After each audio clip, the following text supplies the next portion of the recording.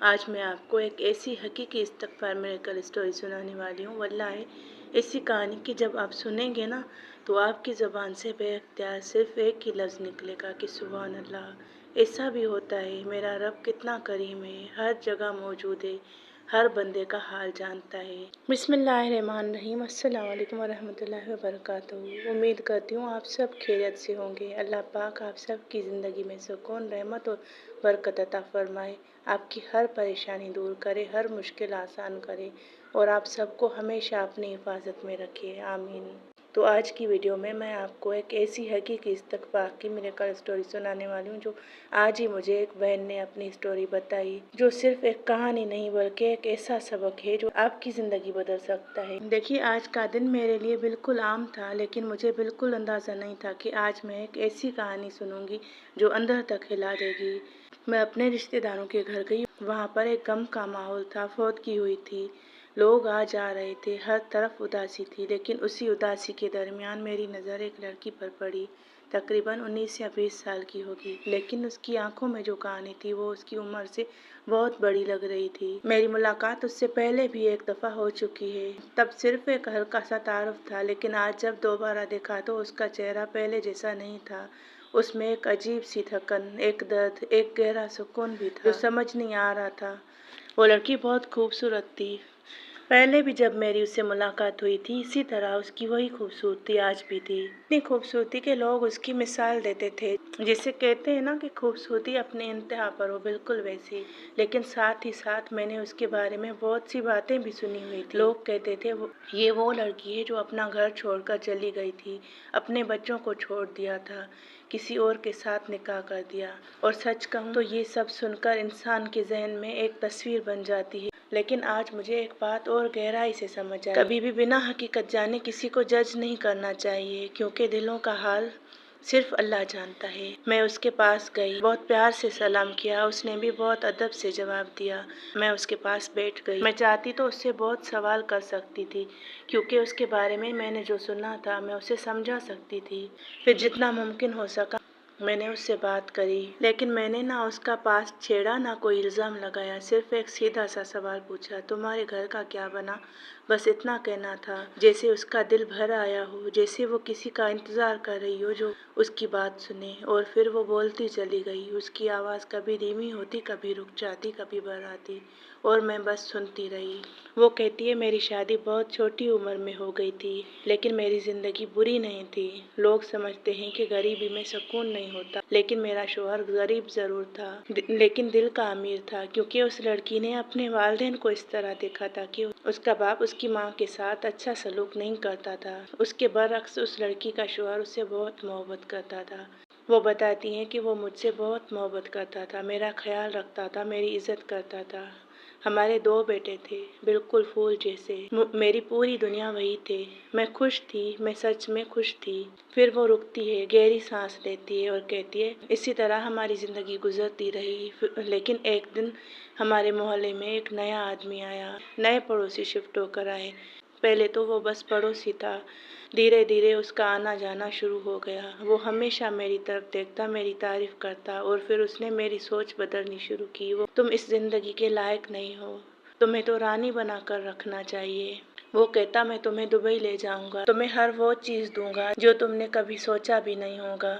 मैं मासूम थी, ज़्यादा समझ नहीं थी, और धीरे धीरे मैं उसकी बातों में आती चली गई। फिर उसने मुझे मेरे शौहर से बदज़न कर दिया। मेरे शौहर के साथ रहते ही उससे ताल्लुक़ बन गया, उससे बातें करती रही। फिर मैंने वो नहीं देखा जो मेरा था, बल्कि उसके पीछे चल पड़ी जो सिर्फ दिखावा था। फिर वो कहती है एक दिन ऐसा आया जहाँ मैंने अपनी ज़िंदगी का सबसे बड़ा गलत फैसला किया। मैं अपने 2 फूल जैसे बच्चों को छोड़कर, अपनी मोहब्बत करने वाले शौहर को छोड़कर उस आदमी के साथ चली गई। ये कहकर वो चुप हो गई और उसकी आंखों में आंसू रुक नहीं रहे थे। फिर वो दोबारा बोलती है शुरू के कुछ दिन ठीक गुजरे, मुझे लगा मैंने सही फैसला किया है, क्योंकि शुरू के दिन में वो मेरा बहुत ख्याल रखता। लेकिन उसकी नेचर से मैं वाकिफ़ होने लगी। जैसे ही मैं रूम से बाहर जाती तो वो मुझ पर गुस्सा करता, जबकि रूम से बाहर उसकी फैमिली थी, उसकी अपनी भाभियाँ थी, उसके भाई थे। उसे ये भी बर्दाश्त नहीं हो रहा था कि मैं उसकी फैमिली से बात करूँ। इस तरह का वो ज़हनी मरीज़ था। ایک ظالم انسان تھا، اس نے مجھے بند کر دیا، نہ باہر نکلنے دیتا، نہ کسی سے ملنے دیتا، نہ ہی گھر میں کسی سے بات کرنے دیتا۔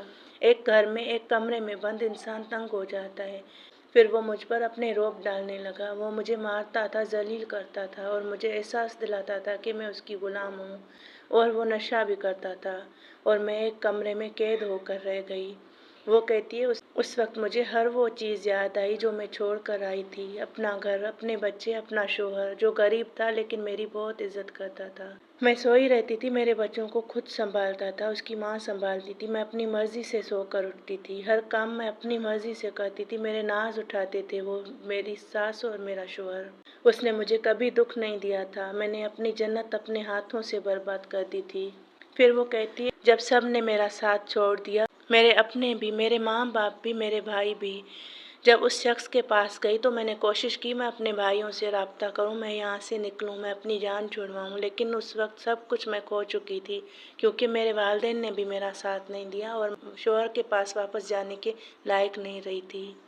تب صرف میرے پاس ایک راستہ تھا، وہ تھا اللہ کا۔ میں نے استغفار کرنا شروع کی، میں نے اللہ کو پکارا، میں سجدے میں گر جاتی اور اتنا روتی تھی کہ میں کہتی تھی یا اللہ، اگر دنیا نے چھوڑ دیا ہے تو تو ہے نا، تو مجھے معاف کر دے، کیونکہ تو ہے ہی معاف کرنے والی ذات۔ میں کہتی تھی میں سجدے سے تب تک نہیں اٹھوں گی جب تک تو مجھے معاف نہ کر دے۔ میں چیخ چیخ کر روتی تھی، بچوں کی طرح، دیوانوں کی طرح، سجدوں میں گر گر کر، میرا دل ٹوٹ چکا تھا۔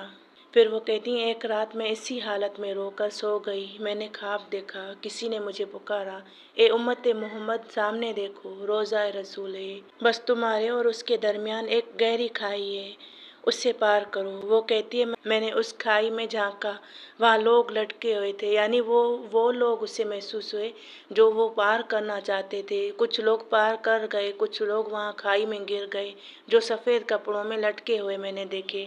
پھر انہیں میں دیکھ کر یہ اندازہ لگاتی ہوں کہ جیسے وہ کامیاب نہ ہو سکے ہوں، تو انہیں دیکھ کر مجھے بہت ڈر لگا، لیکن پھر میں نے ہمت کی، پھر مجھے آواز آئی کہ تم پار کر لو گی، تم یہ کھائی پار کر آئی ہو، صرف تمہیں آگے بڑھنے کا، اب تمہیں تھوڑی ہمت کرنی ہے۔ میں نے آنکھیں بند کی اور جمپ لگایا، میں وہ کھائی پار کر گئی اور میں روضہ رسول تک پہنچ گئی۔ اسی وقت میری آنکھ کھل گئی۔ وہ کہتی ہے اس دن مجھے یقین ہو گیا کہ اللہ نے میری توبہ قبول کر لی ہے، مجھے اپنے قریب کر لیا ہے، چونکہ میں درود پڑھتی تھی، صلوات تنجینا پڑھتی تھی، دعائیں پڑھتی تھی۔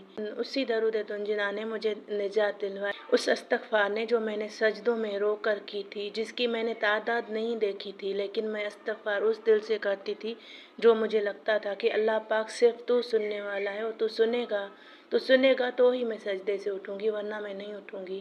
اور اسی کنڈیشن میں میں سو گئی تھی، وہاں پر مجھے نیند آ گئی تھی، تو اسی دوران یہی خواب میں نے دیکھا تھا۔ پھر وہ کہتی ہیں یہ بات میں نے اپنے اس شوہر کو بتائی جس کے پاس میں گئی تھی، اسے میں نے یہ بات بتائی تو وہ ہنسنے لگا، ہاں تمہیں خواب آتے ہیں، تم بڑی وہ ہو گئی ہو۔ پھر میں نے اپنے والدین سے رابطہ کیا، اپنے بھائیوں سے رابطہ کیا، ان سے معافیاں مانگی، انہوں نے پولیس کی مدد سے مجھے اس عذاب سے نکالا۔ میں اپنی ماں کے گھر آ گئی، وہاں پر مجھے اپنی ماں نے گھر سے نکال دیا۔ پھر میں اپنی ایک بہن کے گھر رہنے لگی اور وہاں پر میں نے کورٹ کے ذریعے کھلا لیا۔ اور پھر وہ مسکراتی ہے آنسوؤں کے ساتھ، میرا پہلا شوہر، اس نے کہا آج بھی میرا دروازہ تمہارے لیے کھلا ہے۔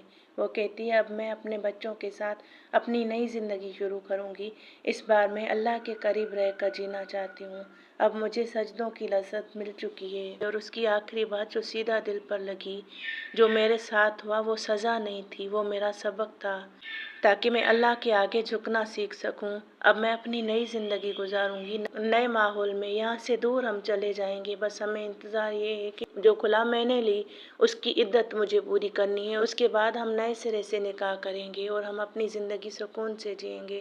کبھی کبھی اس شوہر سے بات ہوتی ہے جو میرے بچوں کا باپ تھا، تو میں اپنی باتیں کچھ یاد کر کے اس کے آگے روتی ہوں، تو وہ کہتا ہے نہیں تمہیں نہیں رونا چاہیے، میں سب کچھ بھول چکا ہوں۔ تو میری پیاری بہنوں بھائیوں، کبھی بھی اللہ کی رحمت سے مایوس مت ہونا، چاہے آپ کتنی ہی دور کیوں نہ چلے گئے ہوں۔